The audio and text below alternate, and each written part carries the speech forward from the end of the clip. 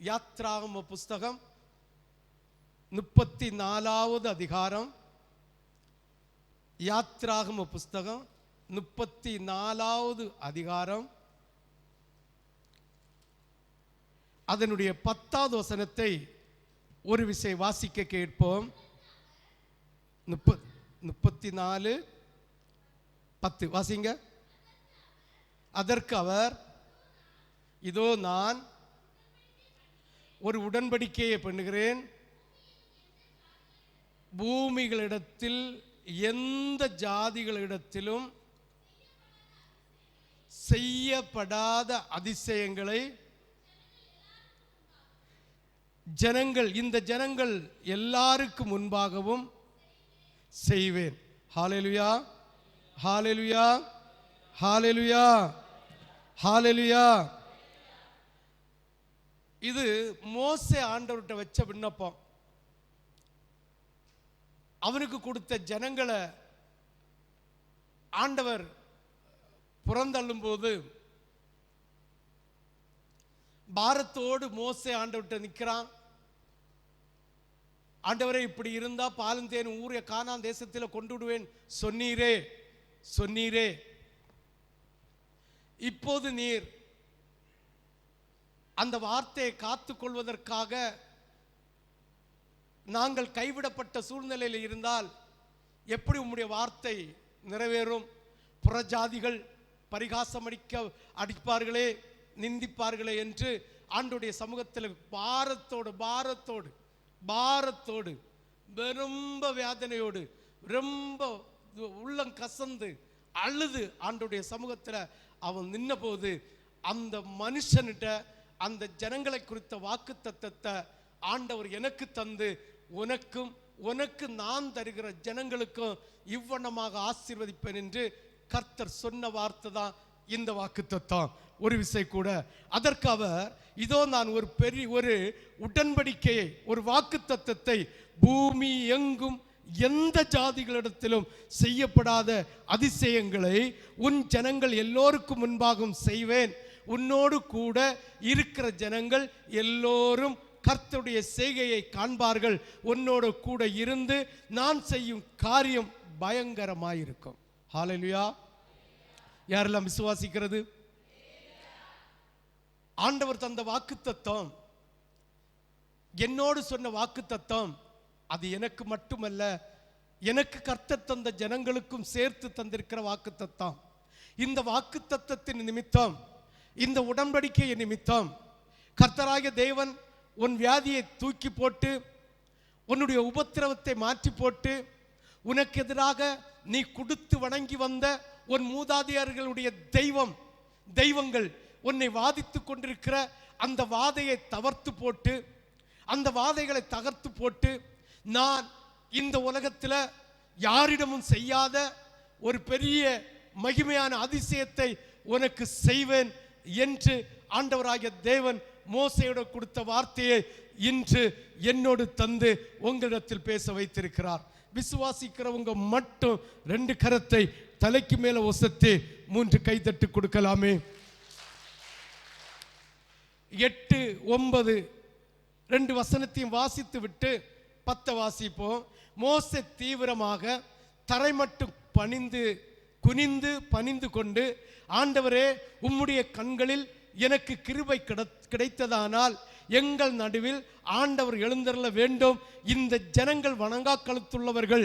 நீரோ எங்கள் அக்கிரமத்தையும் எங்கள் பாவத்தையும் மன்னித்து எங்களை உமக்கு சுதந்திரமாக ஏற்றுக்கொள்ளும் என்று முகங்குப்புறா பணிந்து புனிந்து விழுகிறான். அப்பொழுது கொடுத்த வாக்குத்தத்தம் தான் இந்த வாக்குத்தத்தம். இந்த தேசத்தில் யாரிடமும் செய்யாத மகத்துவமான மகிமையை உன் மூலமா இந்த ஜனங்களுக்கு செய்வேன் என்று ஆண்டவருடைய சமூகத்தில் விழுந்து கிடக்கும் போது ஆண்டவர் சொன்ன வாக்குத்தத்தம். ஹல்லேலூயா, ஹல்லேலூயா, ஹல்லேலூயா. திரும்பவும் ஆண்டவருடைய சமூகத்தில் எழும்பியிருந்து, ஆண்டவரே, நீர் இந்த வாக்குத்தத்தத்தின்படி நீர் எங்களை ஆசீர்வதித்து அடையாளங்களையும் அற்புதங்களையும் செய்யாவிட்டால் நீர் தந்த ஊழியம் 10 மாவட்டத்திற்கு கொண்டு செல்ல முடியாதே என்று வேதனையோடு, துக்கத்தோடு, துயரத்தோடு ஆண்டவருடைய சமூகத்தில் முறையிட்ட போது, நீர் ஆசீர்வதிக்கிறது உண்மைதான், ஆசீர்வதிப்பேன் என்று சொன்னது உண்மைதான். ஆனா நீங்க ஆசீர்வதிக்காமல் போனால் 10 மாவட்டத்துக்கு இந்த ஊழியத்தை கொண்டு போகிறது எப்படி என்று கதறி ஆண்டவருடைய சமூகத்தில் அழுதபோது, அதற்கு கர்த்தர் தந்த பதில்கள் தான் இன்று உன்னோடு இருக்கிறேன், நீ பயப்படாதே, நீங்கள் விசேஷித்தவர்கள் என்று ஆண்டவராகிய தேவன் என்னை பார்த்து சொன்ன வார்த்தை. கலக்கத்தோடு, தயக்கத்தோடு, இப்படி போனால் எப்படி ஆண்டவரே, எப்படி கொண்டு செல்வதற்கு, நீர் தந்த வாக்குத்தத்தத்தை நிறைவேற்ற தகுதியற்ற பாத்திரனாய் நான் மாறிவிடாதபடிக்கு நீர் கூட இருந்து கரம் பிடிங்கப்பா. நீர் எனக்கு தந்த பிள்ளைகள், அது மனைவியாயிருக்கலாம், சொந்த பிள்ளைகளாயிருக்கலாம், ஆவியில பெற்றெடுத்த விசுவாசிகளாயிருக்கலாம், இல்ல ஆவியில பெற்றெடுப்பதற்காக காத்திருக்கிற பிள்ளைகளாயிருக்கலாம். இந்த பிள்ளைகளை ஆண்டவரே எப்படி கரை சேர்ப்பதற்கு, இந்த பிள்ளைகளை நீர் அளவிட முடியாமல் ஆசீர்வதிக்காவிட்டால் எப்படி 10 மாவட்டங்களிலே உம்முடைய ஊழியத்தை கொண்டு செல்ல முடியும் என்று ஆண்டவரை பார்த்து கண்ணீரோடு கதர்ன போது ஆண்டவர் சொன்னார், பயப்படாத, நான் உன் கூட இருக்கிறேன், நீயும் உனக்கு நான் தந்த ஜனங்களும் விசேஷித்தவர்கள் என்று வாக்கு தந்தார். ஹல்லேலூயா, ஹல்லேலூயா. யாத்ராம புஸ்தகம் 33வது அதிகாரம் 13 முதல் 17 வரை, 33 17 முதல் 33 13 முதல் 17 வரை. உம்முடைய கண்களில் இப்போது எனக்கு கிருபை கிடைத்ததானால், உம்முடைய கண்களில் இப்போது எனக்கு கிருபை கிடைத்ததானால், நான் உம்மை அறிவதற்கும் உம்முடைய கண்களில் எனக்கு கிருபை கிடைப்பதற்கும் உம்முடைய வழியை எனக்கு அறிவியும், இந்த ஜாதி உம்முடைய ஜாதி ஜனம் என்று நினைத்தருளும் என்றான். அதற்கு அவர், என் சமூகம் உனக்கு முன்பாக செல்லும், நான் உனக்கு இளைப்பாறுதல் தருவேன் என்று சொன்னார். நிச்சயமாக 10 மாவட்டத்திலேயும் ஊழியத்தை தருவேன் என்றும், தந்து முடிந்த பிறகு பரதேசியில உனக்கு இளைப்பாறுதல் தருவேன் என்று ஆண்டவராகிய தேவன் மெச்சமாய் பேசின குரலை கேட்டவனாய், அந்த மகிமையில் இருந்து பேசினதை கேட்டவனாக உங்க ஆண்டவருடைய சமூகமாகிய உங்க முன்னால் வந்து நிற்கிறேன். ஐயோ, இந்த வார்த்தை நான் பிரசங்கம் பண்ண வேண்டும், எங்கே இருக்கிறது என்று கேட்டபோது கர்த்தர் 33வது அதிகாரத்தை சுட்டி காட்டினார். ஹல்லேலூயா, ஹல்லேலூயா, ஹல்லேலூயா. அதை வாசிக்கும் போது கண்ட வசனம் தான் குறிச்சு வச்சு கொண்டு தந்திருக்கிறேன். ஹல்லேலூயா, ஹல்லேலூயா. இந்த ஜாதிகள் உம்முடைய ஜனம் என்று நினைத்தருளும் என்றால், அதற்கு அவர், என் சமூகம் உனக்கு முன்பாய் சொல்லும், நான் உனக்கு இளைப்பாறுதல் தருவேன் என்றார். அப்பொழுது அவரை நோக்கி, உம்முடைய சமூகம் என்னோடு கூட செல்லாமல் போனார், எங்களை இவ்விடத்திலிருந்து கொண்டு போகாதீரோ, எனக்கும் உமது ஜனங்களுக்கும் உம்முடைய கண்களில் கிருபை கிடைத்தது என்பது எதனால் அறியப்படும், நீர் எங்களோடு வருவதனால் அல்லவா.